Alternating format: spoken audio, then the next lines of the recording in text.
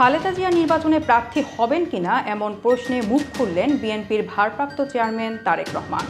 BBC বাংলাকে দেওয়া এক সাক্ষাৎকারে তিনি জানান, বিষয়টি সম্পূর্ণ নির্ভর করছে খালেদা জিয়ার শারীরিক সক্ষমতার উপর। এ সময় তারেক রহমান অভিযোগের সুরে জানান, বাংলাদেশের গণতন্ত্র রক্ষায় বারবার লড়েছেন খালেদা জিয়া। স্বৈরাচারের সময়ে নির্যাতন সহ্য করেও তিনি আপোস করেননি, কিন্তু দীর্ঘ কারাবাসে তার শারীরিক অবস্থা গুরুতরভাবে অবনতি ঘটেছে।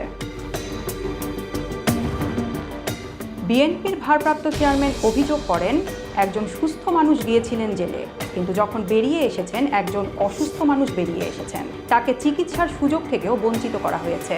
আসন্ন জাতীয় নির্বাচনে খালেদা জিয়ার ভূমিকা প্রসঙ্গে তারেক রহমান জানান, উনার যদি শারীরিক সক্ষমতা থাকে তাহলে নিশ্চয়ই উনি কিছু না কিছু ভূমিকা পালন করবেন।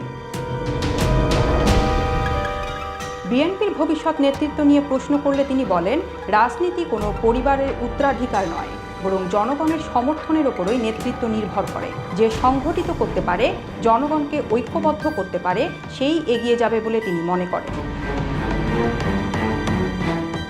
নিজের রাজনৈতিক অভিজ্ঞতা তুলে ধরে তারেক রহমান বলেন, তিনি শারীরিকভাবে নির্যাতিত হয়েছেন, জেল জুলুম খেটেছেন, মিথ্যা মামলার শিকার হয়েছেন। সব কিছু পেরিয়ে তিনি এখনও টিকে আছেন শুধুমাত্র জনগণের সমর্থনের ভিত্তিতে।